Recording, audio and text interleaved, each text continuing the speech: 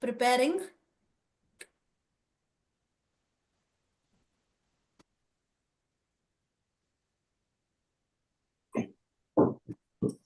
Yes, we are live now.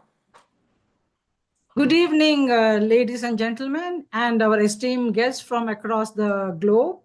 On behalf of Lotus and Chrysanthemum trustees and myself, the managing trustee, Dr. Geeta U. Badikilaya.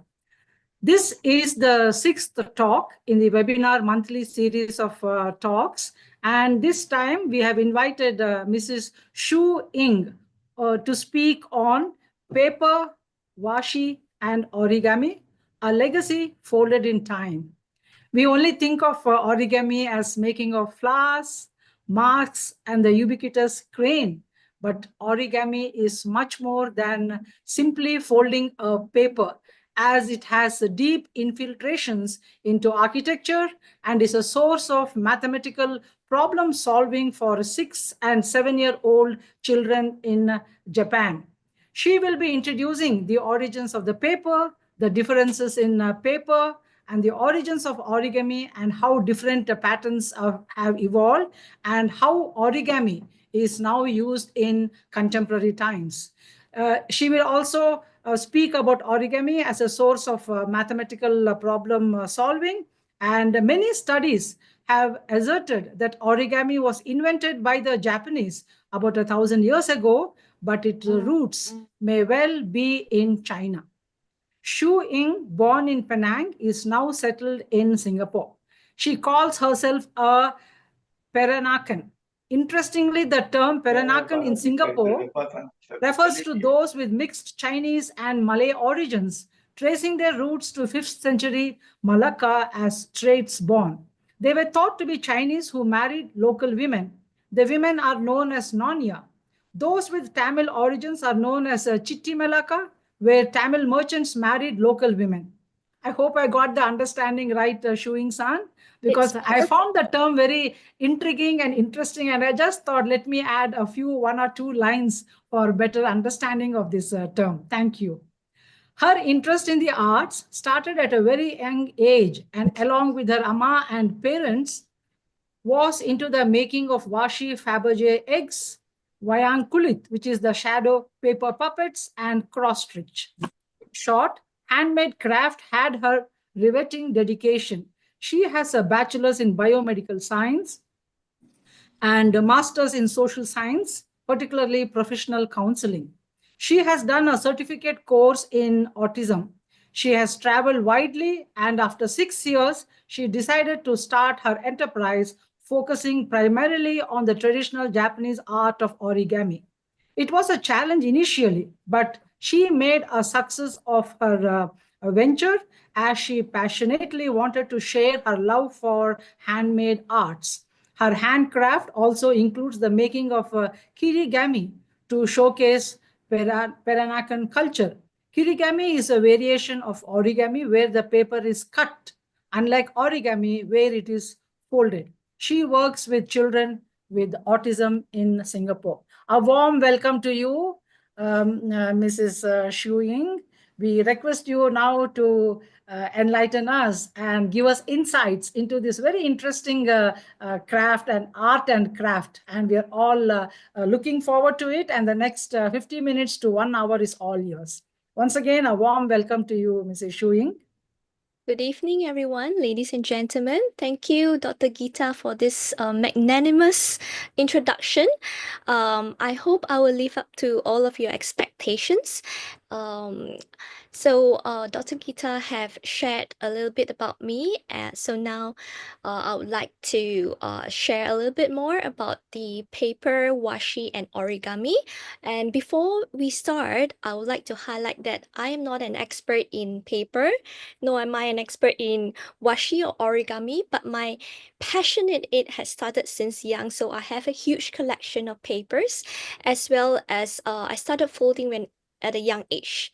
So with this passion project, I have gotten, I would say, the privilege to embark on this journey to make it into a business, to reintroduce origami as a wearable artwork rather than just folding them and then just putting them one side.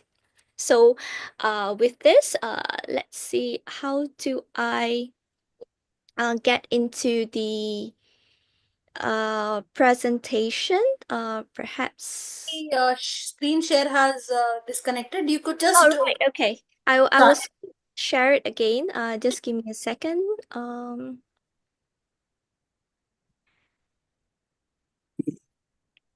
So while we wait, I'm actually wearing my origami earrings. I'm not sure if anyone can see because the screen is quite small at the moment. And also my Peranakan kebaya. What Dr. Geeta has talked about earlier, Peranakan is a very unique, I would say, people that you can find only in three places in the world, which is Penang, Malaysia, Malacca in Malaysia, and Singapore. All right, the screen is here. Perhaps I can give another talk about Peranakans in another day if you are interested. So let's start. So welcome to the talk on paper, washi, and origami. Now, so we'll start from the history of paper because how origami started, it all begins from paper, and so it would be nice to learn about how paper came about and how it influenced origami to come about as well. So prior to the 15th century, information about paper folding is almost non-existent. So there are many possible assertions about its origins and history. Many studies assert that origami was invented by the Japanese about 1,000 years ago, like what Dr. Geeta has introduced earlier, but its roots may perhaps be in China, and it is also probably because the process of folding was applied to other materials such as cloth, whereby in Europe, the practice of napkin folding is highly regarded. However, as paper was proved to be the ideal material to fold, it was then assumed that paper folding followed the discovery of paper making process. Paper was invented in China. Paper making skills subsequently migrated to Korea, and by about 610, paper had been introduced to Japan from China via the Korean peninsula through the Buddhist monks. Japanese paper makers then developed washi by improving the method of making paper in the Heian period, which is 794 to 1185. Now, due to the expense of paper, which means that paper are extremely expensive, origami was originally limited to the privileged class for religious rituals and formal ceremonies. In the Edo period, around 1603 to 1868, origami became more widespread in Japanese society due to the reduced price of washi. Now, although there is no concrete evidence of origami existing before 1600, a reference to origami butterflies in a poem from 1680 by poet and novelist Ihara Saikaku suggests that it was an established art form with much older origins. Two of the earliest known books featuring written instructions for origami are Tsutumi no Ki by Sadatake Ise in 1764 and Senbazuru Orikata, A Thousand Cranes and How to Fold Them by Akisato Rito in 1797. Tsutsumi no Ki, also called Haketsuki, provided instructions for 13 ceremonial folds, and Senbazuru Orikata contained instructions for recreational folding of 49 ling cranes. Now, right before the presentation, I managed to find this as well. This book is called Onna Chohoki, or Woman's Treasury. This book summarizes the knowledge and manners of the author, and the interest from a paper folding perspective is that some of the illustrations show paper butterflies attached to sake kettles and other containers, and there is a section at the back of the book devoted to formal wrappers or tsutumi. So these are some of the recorded origami that they have managed to procure. So when Japan opened its borders in the 1860s as part of a modernization strategy, they imported Froebel's kindergarten system and with it German ideas about paper folding. This included the ban on cuts and the starting shape of bicolored square. These ideas and some of the European folding repertoire were integrated into the Japanese tradition. So before these traditional Japanese sources use a variety of starting shapes, often had cuts, and if they had color or markings, these were often added after the model was folded. As you can see over here, these are rectangular. Of course, this is a square, but there is also a cut to form these shapes over here. It's quite interesting. In Japan, the first kindergarten was established in 1875 and origami was promoted as part of early childhood education, which then leads to now where you can see a lot of children in Japan knowing how to fold the basic origami such as crane, the lanterns or the balls. So uh, back to the history, in the early 1900s, Akira Yoshizawa, which we called him the father of origami, and others began creating and recording original origami works. Akira Yoshizawa, in particular, was responsible for a number of innovations such as wet folding, which I'll talk about later, and during the 1980s, a number of folders started systematically studying the mathematical properties of folded forms, which lead to a rapid increase in the complexity of the origami models. So these days, you can see some models that have very intricate folds where you can see the facial expressions, the hand, the leg, and all from a single sheet of paper without any cuts or glue. So how did they manage to reach to that extent? The more modern version would include two pieces of paper or even more joined together, or they even cut it, which I would say makes it easier. But to me, that is a different kind of origami rather than the original pure origami. Um, so I'll talk a little bit about paper now. So there are different kinds of paper. What is paper? So paper generally is a material that is formed into a thin sheet made by pulp. So there are, I would say everything in the world, most papers would be made of pulp, such as your A4 paper, and what else is there? Some origami papers as well, but not all. Washi, however, is Japanese paper made in Japan. It's like in India, there is paper made of banana fibers. So that is unique to India. Washi is unique to Japan.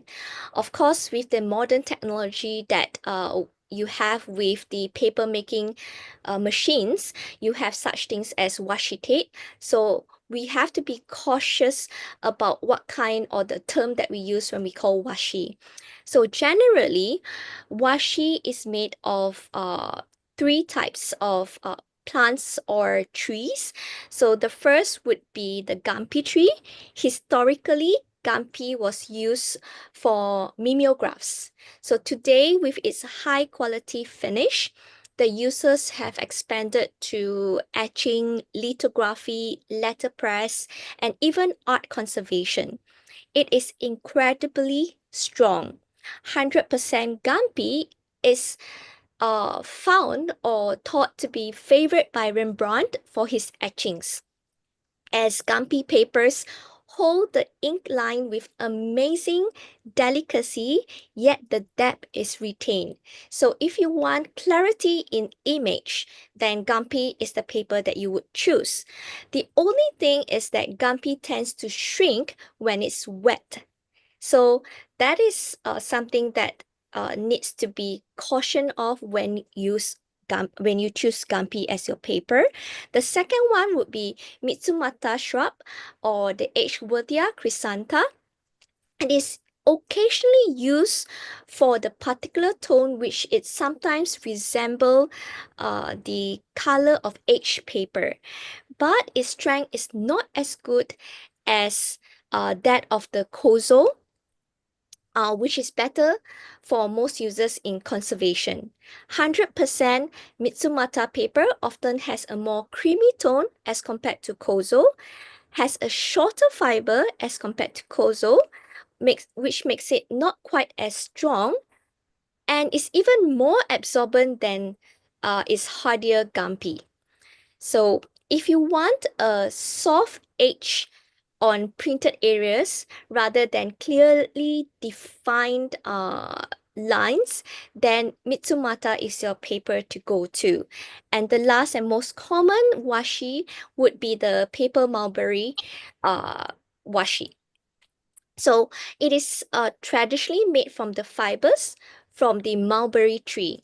It is known for its strength, its durability, and beautiful texture, making it an amazing choice for a lot of the usage that we see at this point of time. So one of the advantages of using Kozo is its appearance.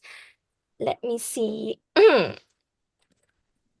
So 100% excellently handmade Kozo papers without chlorine bleaching, such as Hosokawa, Seichosen, and papers from Kurotani are the hardiest. The great wet strength makes them also appropriate for etching, or for me, in origami, it enables me to make the folds without tearing after wetting them. And a lot of places where you make a lot of folds, the place where it crosses the most of the time it would have a hole. When you use washi or use an washi, it does not give you that issue at all. So it is more effective to use Kozo washi in origami, in my opinion. So Kozo is appropriate for almost any paper conservation technique because of its wet strength. Its long fiber, which is strong, is about 10 to 15 millimeters, and its malleability. So for example, for guarding signatures, hinging, attaching cover to book, repairing paired pages, I would say Kozo is the best choice. There is, of course, different types of Kozo. One of it, Kurotani Kozo, is often used for backing for very heavy maps or documents. The rest are popular with conservators for a range of repair. Let's see. Over here, there is GSM of paper. GSM means the gram per square meter of paper. In general, earlier when I talk about paper, A4 paper are usually 80 GSM. Of course, of recent, there is also 70 GSM paper. Origami paper, more often than not, they are 60 GSM or less, very, very thin. And if you go on to washi or use and washi, because of the prints and the gold that is on top of it, it is more often than not double its GSM. Now, designs on the paper itself, for myself, I have categorized it into 3 categories, which is modern. Modern would be something like this. I hope you can see it. I'll show it later as well. This one's very interesting because it's very, very bright green, which you normally don't often see in ancient Japan. You also have all these tiny, I would say, sheep, rabbits, chick, cows. These are prints that are more, I would say, cheeky and fun. Then there is. Recommend you not to miss this video because Can I continue? Okay. yes, ma'am, please. Okay. Manali, can you, mute if people unmute and talk like this, disturbing the speaker? Is it possible? Sure, ma'am. Yeah, please do that. All right. Thank you. So, over here we'll talk about a bit about the types of back to the types of washi.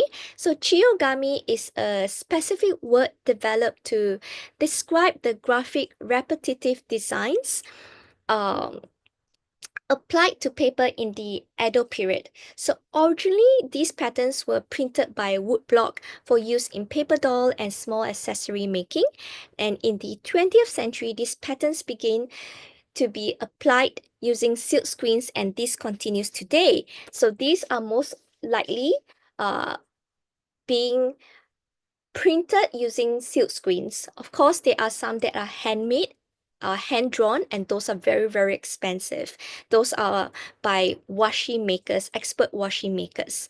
Yuzen patterns were originally designed for the textile industry in Kyoto, where the production of cloths for kimonos reached its zenith. So Yuzen designs were very elaborate and included a lot of gold. So over here, you can see the right side. This blue one is called Aizome. It is what we call indigo dyeing. So not a lot of them has gold because it focuses more on the indigo dyeing techniques, not just on the kimono itself, but here on paper. And then, how do I do this? Over here is Yuzen washi. So this one is more often than not very, very vibrant. The colors are vibrant, and it's often with gold. Also, there are some washi, such as Mino washi, that has been used in restoring East Asian artwork at the British Museum, Mute. the Louvre Mute Museum, it. and the Smithsonian Museum. So now we move on to the next one. So what is wagara? So wagara are traditional Japanese designs. They are a type of pattern particular to Japan. So this simplified beauty of nature originated from the middle of the Heian period and can be divided into two categories. One is the geometric pattern derived from natural phenomena, and another based on the designs of animals and plants. So most patterns that we see today are produced after the Heian period, whereby they are heavily influenced by China and other countries. So we'll talk about, there are a lot of wagara, but the ones that I've chosen are these five. So we'll start from Yagasuri. So Yagasuri, they are fletching arrow feathers. Uh, Yagasuri, so there are actually two types. Yagasuri, you can see that all the arrows are facing the same direction, whereas Yabani, they have it in opposite directions. So this design is based on hawk, eagle, and other bird feathers used in arrows. Their symbolism of aiming for a target, arrows have long been used as an auspicious pattern. The design is often pretty sharp, as you can see over here, but some does present itself a little bit blurred to give an impression of softness. It is popular for its straightforwardness and grace symbolism. So why is this chosen? Once shot, arrows do not return. So Edo period brides were given kimonos featuring this pattern for good luck to ensure they would not need to return to their original family home. Next one would be Asanoha. Asanoha depicts a geometric pattern representing ham leaves. Ham has strong vitality and grows vigorously without the need for a lot of care. So this pattern was often used on babies and children's kimonos with the hope that they would grow up big and strong. The next one would be Seigaiha. Seigaiha, this pattern represents a fan shape, waves of the open sea. It symbolizes the desire to continue peaceful living like the tranquil waves. The name originates from the Gagaku ancient court dance called Seigaiha, in which the dancers wear costumes with this pattern. There is actually a scene in the Tale of Genji where Genji dances the Seigaiha. This pattern has also been used in Egypt, Persia, which is now modern Iraq, and all around the world. as it's considered to be a symbol of peace, good luck, and good fortune. The next would be Kiko. This pattern is made up of repeated regular hexagons. As you can see, it's one of my favorite shapes. Its name comes from its resemblance to a turtle shell. So as found in the expression that cranes live for 1,000 years, turtles live for 10,000 years, which means they are a symbol of long life. Lastly would be the shippo. These are circles overlapping in quarters to resemble petals, and each of the center forms a shining star. So this pattern is regarded as auspicious for the prosperity of descendants, good relationships, and for bringing harmony. Shippo, or seven treasures in Japanese, has a meaning of the unending chain of expansion of harmony and peace. The seven treasures in Buddhism are gold, silver, lapis lazuli, agate, pearl, carnelian, and tridakna. So all these are important when you are choosing paper because it represents a symbol of what you want to fold for yourself or for another person. So next is actually a little bit about origami already. So what is origami? The word itself is derived from the word ori, which means fold, and kami means paper. So it is the art of folding paper, usually using a single sheet, shaped into these gorgeous models. I have categorized it into these four categories. Generally, pure and traditional are about the same, which means they follow the strict rule of single sheet, no cuts, no glue, very traditional. There is the tessellation, which is this one. This means there are repetitive folds, and then there is wet folding. So what is wet folding? Over here, you can see this is a very simple, the ubiquitous crane. It is an origami that everybody knows how to fold. It's using a single square sheet of paper with no cuts or glue to be folded into this. Simple steps.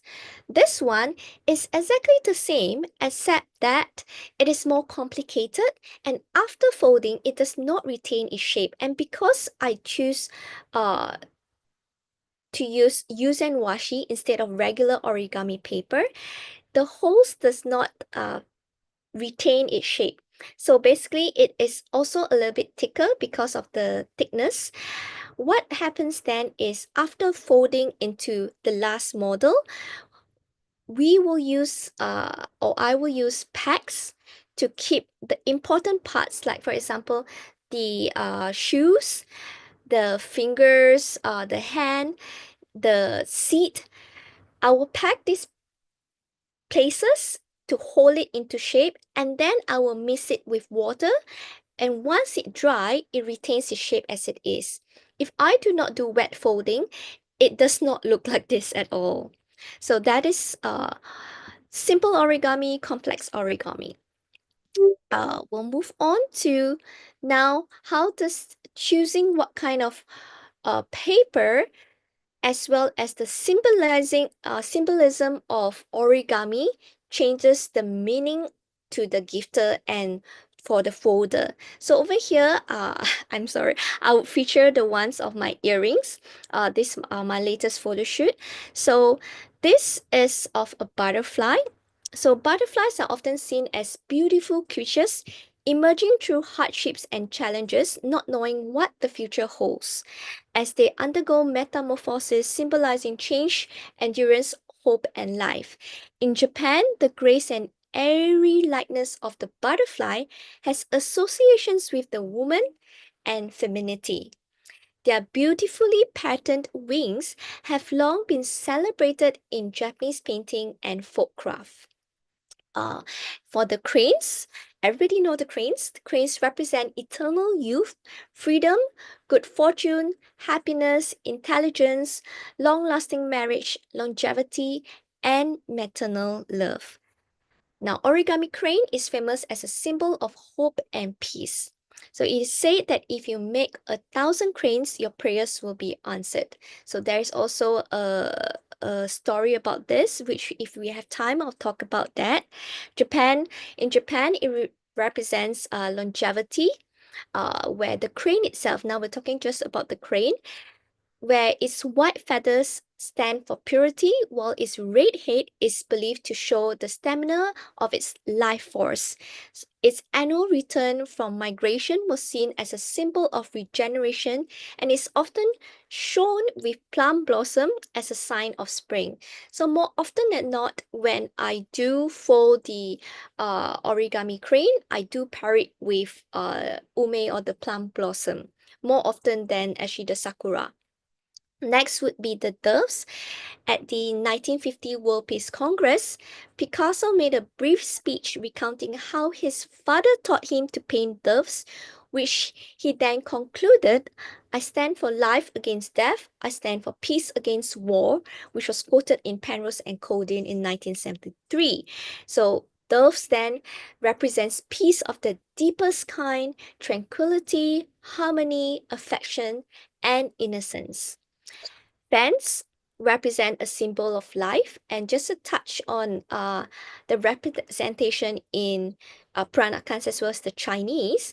Fans are actually a status symbol of wealth and authority, so it's a little bit different from the ones in Japan.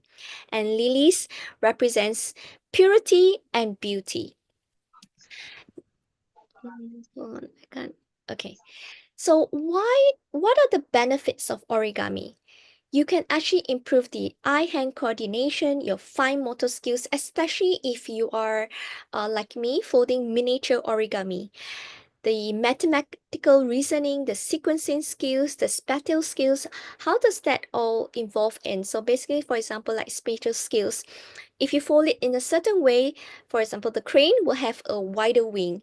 If you fold it in, it'll have a narrower wing. So you have to imagine this beforehand when you fold. It improves your memory as well as mental concentration and improves your patience by leaps and bounds. I always tell people that because I'm a special needs therapist, I teach children with autism, so I teach them therapy, and folding origami is my therapy. And the next one, it also lights up all your tactile, motor, and visual areas of the brain. So, why origami? So, why did I choose origami, or what's the purpose of origami to me? Is I would prefer to focus on the basic and traditional origami because I find that it invokes more inquisitiveness to the challenges. It's more difficult to fold from a single sheet of paper rather than two sheets, or having a sheet and then cut it to make the hands or the legs if you're making a human model. I would like to also raise awareness and appreciation for paper and origami, as I feel that it is sort of a dying art. Like nobody really folds origami anymore, although in the recent years there is an increase in interest. I would like to develop opportunities for the usage of paper uh, in terms that we have always have receipts. So paper is everywhere. You can just pick it up, fold something with your hands. So it's accessible. It encourage new designs, uncovering new potentials within yourself as well. Now we'll talk about the different types of origami. I have categorized it into, I would say, simple, functional, and a twist. So what is simple origami? If you see over here, this one is a fan. It starts with basic simple straight lines. So horizontal and vertical. That's it. And when you fold, why do I say it uses simple division? You fold it into half, and then half again, and then you half that. So then you have equal lengths of each part. However, if you feel that at the end, the singular one is too thin or too thick, then you can, instead of folding into half, you can do it 1/3 instead. So this is mathematics It's very therapeutical because it involves repetitive folds. You don't have to think too much, and yet you achieve something with it. Next is the twist. So this is interesting because it's exactly the same as the fan, the slide before. If you notice, it's exactly the same with the exception of a diagonal line. So you just add one line in the same direction and you actually get a DNA helix. This is created by Alex Bateman in 2003. With this, you actually get to imagine what a DNA helix looks like without a microscope, and it's quite accurate. So it redirect just with a single extra line of diagonal, you get to redirect the focus and make it into a twist instead of just a straight origami model. Next is functionality. How do you make it usable? So over here, it's also very simple straight lines. This part, this part maybe it's easier to see. Over here, this part, when you fold it in, you actually get to lock in these pieces and it does not open up anymore. So with precision, that means one with a regular size and the other one slightly bigger, you actually will be able to fold a box itself that you can actually use. So it's similar, but it's different. Next is the most interesting part, I would say, is in origami in space as well as in medicine. So having a background in medicine, this extremely, I would say, interests me. So let's talk about this. So this is origami flasher or, okay, sorry, I'm not good at this. This one, uh, this was created because at imagine going to space in a rocket and you can't put this huge open satellite just tied up to rocket because it will be disintegrated when it enters space.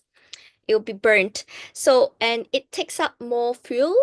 It basically doesn't work that way. So how do you carry such a big gigantic item, the satellite, into space, but still having it minimize in a way to make it work? So what happens is they manage to fold it up. This is a different design than this. This is a simpler version because it uses a square, whilst this one is not. So the square is designed by Jeremy Schaffer and Chris Palmer. It's called the Flasher. You fold this, also simple, basic straight lines. That's it. Fold it in, and it comes this square little box. Very convenient, very small, easy to bring to in your rocket up to space. When it's being released, it opens up, completely functional. Next is this stand.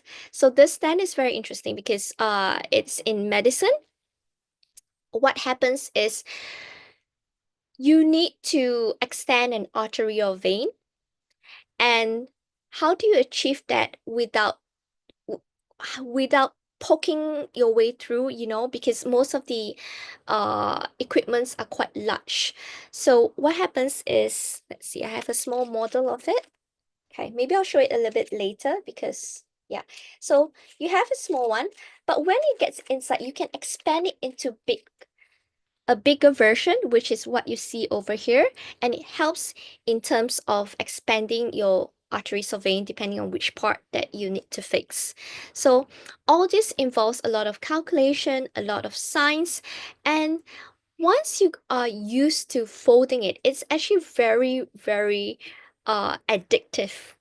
You enjoy, you have fun folding it because it is a way to release the stress as well. And that's it. It's now the demonstration period. These are all the references, and yeah, thank you. Shall we start the demonstration if we still have time? I'm not sure if I've No, you Oh, can go ahead showing. it's okay? All Yes, right. it's okay. Okay, how do I exit this? Give me a second. Um, okay. Can everybody see me? Yes. Okay, good, good. Uh, okay, before we start, I'd like to show you the origami paper that I was talking about earlier. So there are some modern pieces. Maybe this one is easier to see. So, my recent trip to Japan, I actually managed to find this. These are actually glow in the dark paper. Very, very interesting. I've never seen them before. Um, there is this one. This is actually, I'm not sure if you know Itoen, the bottled green tea. They actually recycled their green tea into paper. So this is made from their recycled green tea leaves. Next, we have, earlier I was showing you this one. So this is Yuzen Washi, but in the modern version. I'm not sure if you can see the gold over here, but there's sheep, there's rabbit, there's chicks, I think there's cows as well. Very modern version, and the color as well is very bright. Here is another Yuzen Washi. Here you can see the gold a little bit better. Very, very beautiful. And then this Asei Gaiha in a more modern, soft version. They have put the waves, big waves, and then there are the small waves as well. And then inside them, there are different other patterns. This is also in light pink gold. Very pretty. This is Aizome, also another type of washi. They don't have the gold, but they focus more on indigo printing. Of course, there is the more modern version, another modern version, which is just a regular prints of random words and designs. So I think that's about it. This is the origami stand. I folded it. It's from a single sheet of paper. So what they do is they fold it in steel for the stand in the heart, and basically it becomes very, very thin. They put it through and then they expand it because this part is expandable.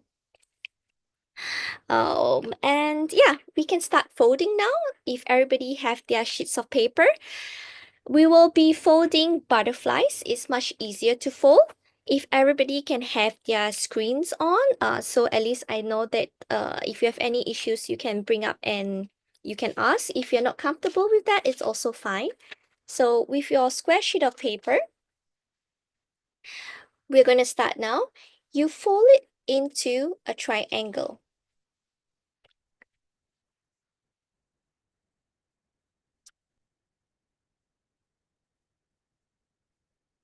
Very simple one with just a few steps. You have this triangle, right? You open up and then you fold the other triangle on the other side. This, if I'm not mistaken, is designed by Akira Yoshizawa, the father of origami. Very simple steps. So you have this, which is this way. The colored side is focused. Now, on the other side, you fold it into half. So the colored is inside.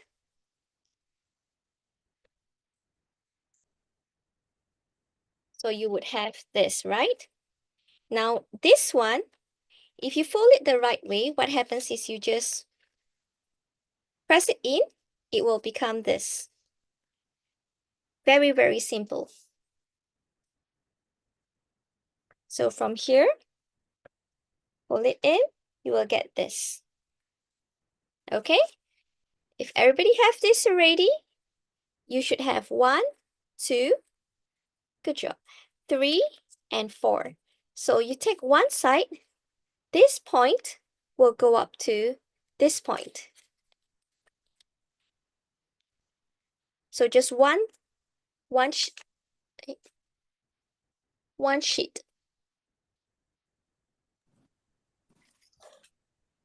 And the same with the other side as well.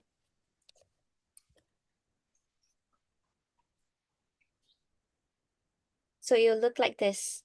Behind is still the same. Here is like that. Okay, now you turn back. What happens is you fold this part down. So now look in front here first. If you fold it this way, it won't give you a 3D effect. I'll show it to you first. So please have a look. It will just give you a flat effect. So it's a little bit boring. So what happens is I want you to, instead of folding into half, fold it slightly more that you can see this small part over here. So it's like its antenna. But this part will be slightly bulged. It's fine. No issue over there.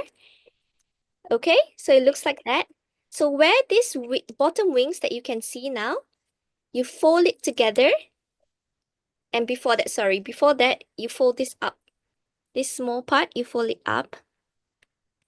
So it gives you more 3D version. And you fold it this way. And now look, it is 3D version. It pops up now as compared to earlier when it's just a 2D version. And this is your butterfly.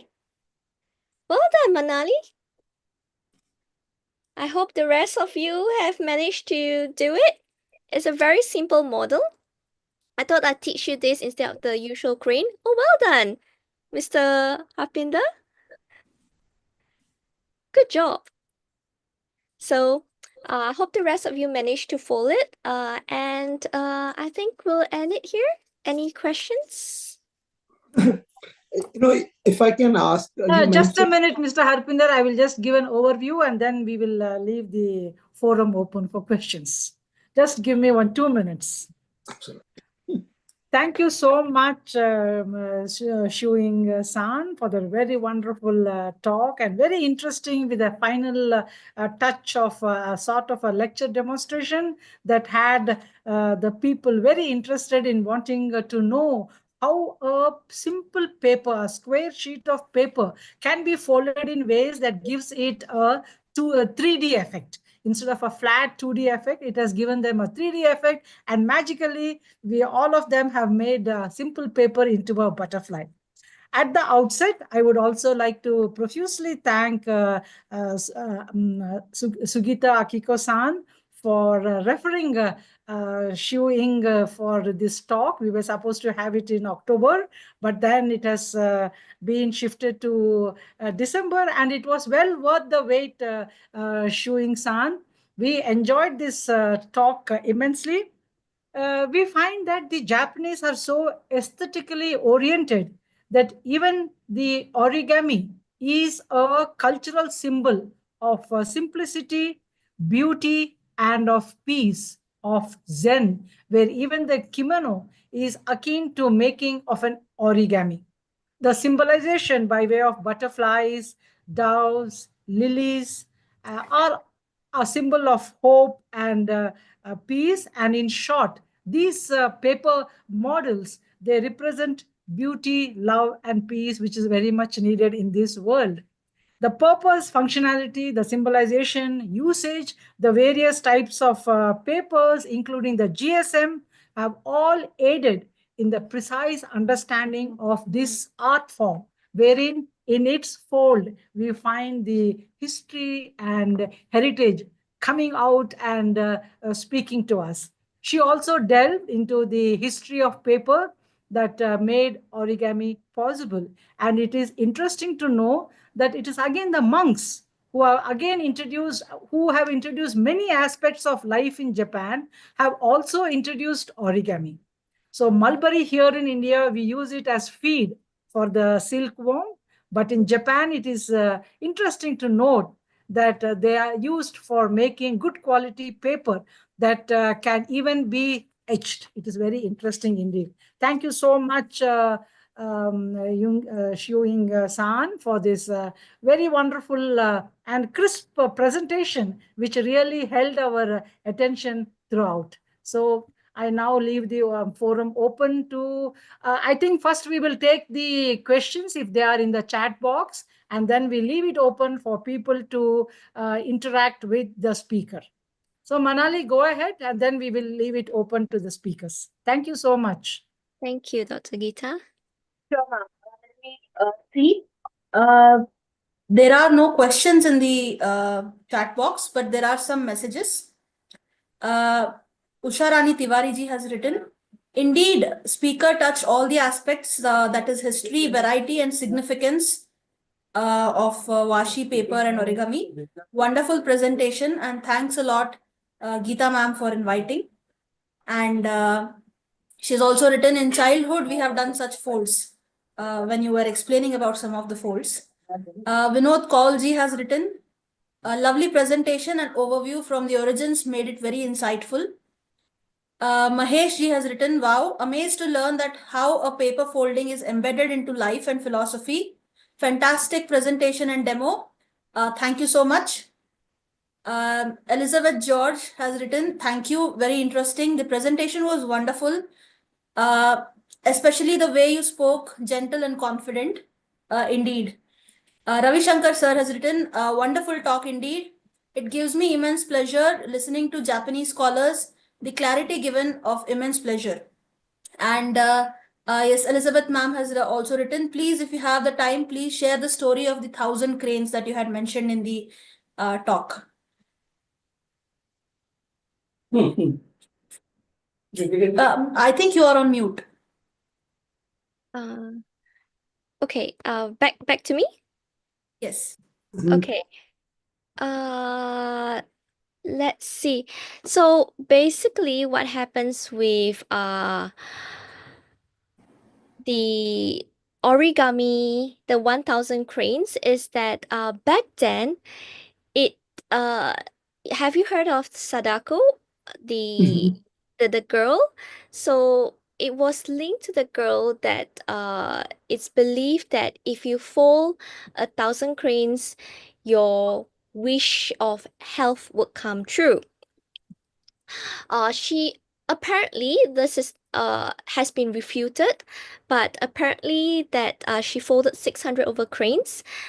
She did not finish the cranes. It's been finished by, it says that it's been finished by her friends and family. It is actually the story where she's a 12 years old girl suffering from radiation poisoning from the 1945 Hiroshima atomic bomb. So she set out to fold about 1,000, as I said earlier, hoping to recover from it, because back then they didn't know how badly radiation poisoning would affect them. But as time goes by, she realizes that uh, it is inevitable that death is upon her.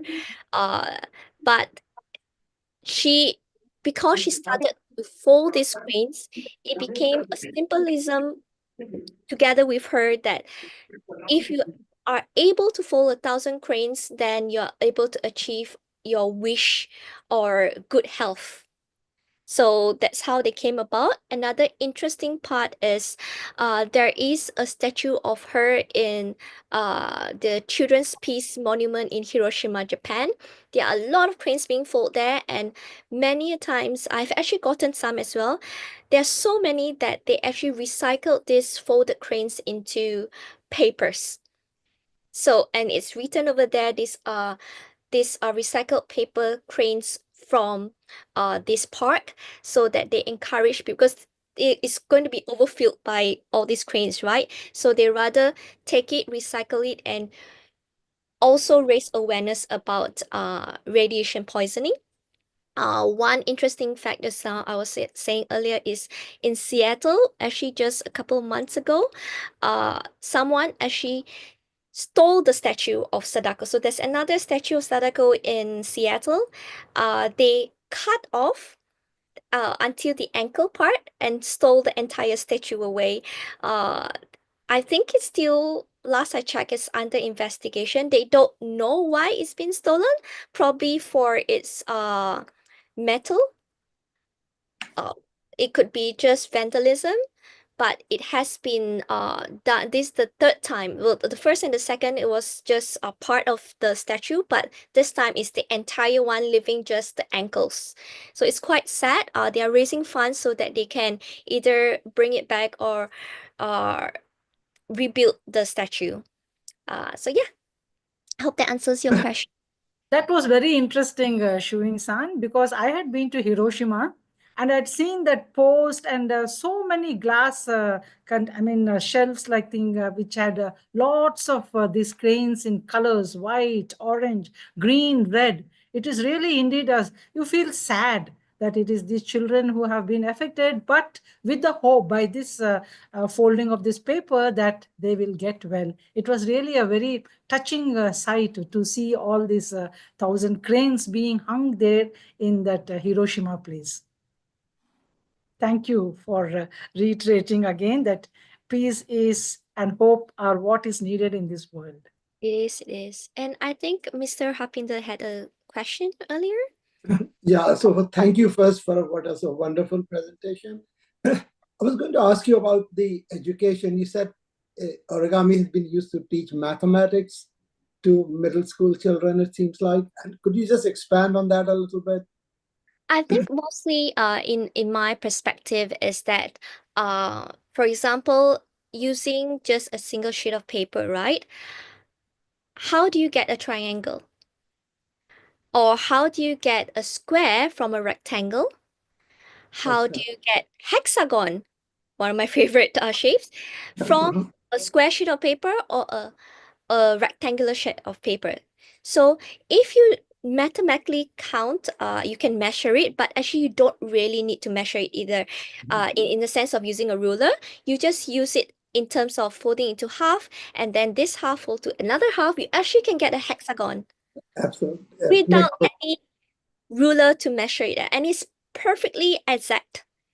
So, like for example, this is okay, maybe it's a bit too shiny. Let me get a less shiny one. So for example, like this one, this is a snowflake single sheet, but this is made from 6. It's actually 1, 2, 3, 4, 5, 6. So it's from a square sheet, but I folded it into a hexagon, and then from there into this. So how do I get a hexagon? I didn't take a ruler to measure. I didn't take my protector. It's too much effort to do all that. So using the mathematics of getting the angles right, you are able to get the shapes. That makes perfect sense. That's very impressive. And I was going to ask sort of a question from an older perspective. Those of us who are sort of on the other end of life and we want to stay active and stimulate our brain, what would you suggest as something we could do with origami to help stimulate our brains when we are idling, sort of? So are there books for that? I mean, how does one start? So basically what I would suggest is always start with something simple, something you're interested in. A lot of times what my grandma, I remember growing up with my ama, she started by using fan. So earlier, you know, the one that you saw earlier. So fan, it's functional. You can, it's hot, you can just fan yourself. So then you'd be like, oh, and you just flatten it. You can put it anywhere.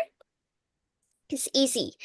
What they do is another simple one would be the crane, because that is a symbolism of origami, basically. When you say origami, people immediately associate it with cranes. There are also simpler ones like butterflies, like the one that I showed you earlier. Very easy, just a few steps, and you get a 2D or 3D version. You can do like also what my grandma does is she folds this into these boxes like you see earlier, but the higher version, and she uses that to as a rubbish bin. So for example, when we're eating our dishes, Chinese has a lot of what's that called? A lot of dishes in front of us, right? So there's fish, there's meat, and then there's bones, right? So we fold that into a square, and then we throw the bones into that. So we kind of have less one plate to wash. We just take the whole thing and you just throw it away. So that is something usable. Yeah. So are there books on that? That's what I wanted to know. I know Uh, paper is very easily available in the US here, but are there specific books you can recommend or something like that that really good for beginners and I think in general, all books are pretty simple.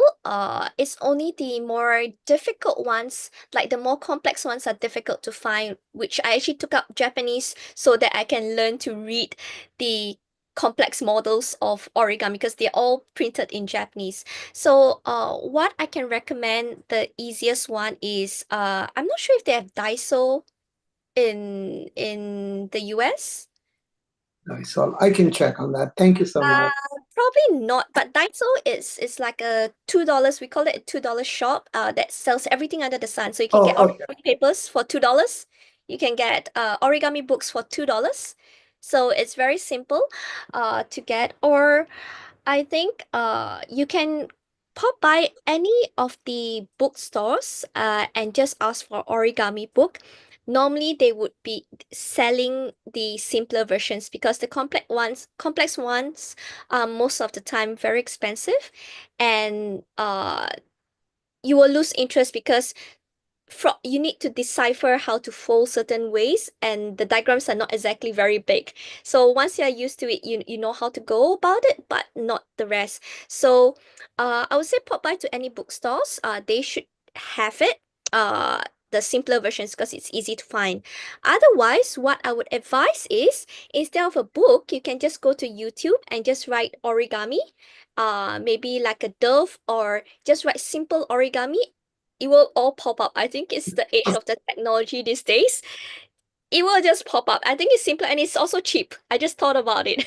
Yeah, sure. That helps. Thank you. Dr. Harpinder, what I want to say is I have in my mind in 2025 to have two origami workshops. One, I would request Showing to help us have a workshop of 2 hours or so, and another by an Indian origamist. So I just thought maybe if people are interested, they can do this as a pastime, not only as a pastime, but I think it also needs intellectual capabilities to make those forms. Does this origami showing help in laying the basis for architecture, Oh, Japanese it architecture? does. It does, it does. I've not touched of that. I really way past the time limit. I'm sorry. I get too excited when I talk about paper, when I talk about origami. But yes, it does. In a lot of the so for example, forgot what's the name of it. The one with the seashell. What is the Nautilus? yeah, the Nautilus, but there's a mathematical name for it. Okay, it slips my mind, but that is applied in Spain. The Gaudi uses it a lot in his architecture mathematical formula, and there's also instant origami, whereby this origamis actually managed to create what she call an instant origami. She just presses it and it becomes an origami. It's very, very interesting. She's from Europe. And there are some that derives from the nature itself. So from nature, how, like, especially if I do like there are some that we involve in. Okay, maybe it's easier if I say the origami satellite. You fold it in, right? It's also derived from nature, where you've seen birds, or maybe easier example, beetles or ladybirds, where it's the shell is like that, right? When it's just walking around, but when it's flying, the wings comes out from underneath. So the origamis or the scientists actually observe and research how do they actually fold their wings so perfectly to go inside, and yet when they want to fly, it immediately comes out and is able to function perfectly. So all these are derived from nature itself. They calculate the mathematical proportions of it and then start folding from there. Yeah, I hope that answers it. Sorry if I Oh, go went. Yes, Dr. Nandanji, you can go ahead. He has written the Lawrence Hall of Science, UC Berkeley. We conduct origami workshops every year. That's what Nandan sir has written. Mm. And I think he wanted to interact. Oh, So, Mr. Nandan Shastri ji, you can unmute yourself. and I think while talking about the mathematical the spiral shell shape, did you mean Fibonacci sequence by any chance? Wait, Fibonacci. Meanwhile, let me add information that in California, all over, there are Daiso stores, and we use them extensively in United States. So yes, you can get it from there, cheap and good. Yeah. Unless you want to go into like Yuzen Washi, then that's another story altogether. And So any I other, just any other Fibonacci. comments? Manali, did Fibonacci? you may I? please? Hello, Manali, you are muted. Oh, sorry. Yeah. Okay. I just wanted to say thanks on my personal behalf also, because I'm very fascinated by the anything to do with paper and motifs and all that. So this was a very well articulated talk, and also very easy to follow demonstration. I have also dabbled with origami a little bit in my childhood years, but I have been inspired to take it up once again. Maybe this time as a therapeutic respite from the mundane life. So thank you very much for that. Most Are there welcome. any more subsequent comments that we have received, Manali, either on YouTube or on the chat box? May I? Akiko Sugita. Yes. Sure, ma'am. So thank you very much, Shuin. I'm so proud of you. I'm so glad that I introduced you to Dr. Gita. Sorry, I was going to show you something, but let's see. I really have to have no background to show you. It's Okay. okay. Struggle Okay. well. So Shuin showed you beautiful papers, but if you use newspaper, newspaper will do also. Yeah. And this is a very basic trash bin doing introduced. So I always fold with a newspaper and put garbage trashes on the table in here and just throw it away. I just wanted to show you, as well as my Yes. beautiful Your earrings. earrings look Shuin very made. nice. This is a pair of swans. Thank you Made for of still wearing Utah. them. And thank you for inviting me and introducing me to Dr. Gita. Yeah, that's wonderful. Thank you very much, Shuin. You did a great job. Thank you. Thank you very much. I'm glad you enjoyed it. And I see there's a Nandan Sastri, Mr. Nandan. We did take up that comment already. Oh, okay. Yes, and there is one comment on YouTube. Jnana Vijnana Jalakam. I think that is the name of a channel. Done it well. Very informative presentation is what they have written. Oh, thank you very much. So thank you so much, Shuving San. It has been a very interesting evening, very simple and very aesthetically spoken and demonstrated also, like the Japanese have in their every aspect of life. So it was once again, thank you so much for making it on this platform. We have been interacting and discussing in the last 2 to 3 months. For some reason or other, it was just getting postponed. And I'm very glad that at last we could make it, and you have come onto the Lotus and Chrysanthemum Trust platform. And thank you so much, and good night, everyone. Our next talk will be on probably in the third week of December, something to do with the kimono and the sari, and by a young scholar. Thank you so much, and good night and Shubharatri. Thank you, you, Gita. everyone. Good night. Good night. Good night. Bye.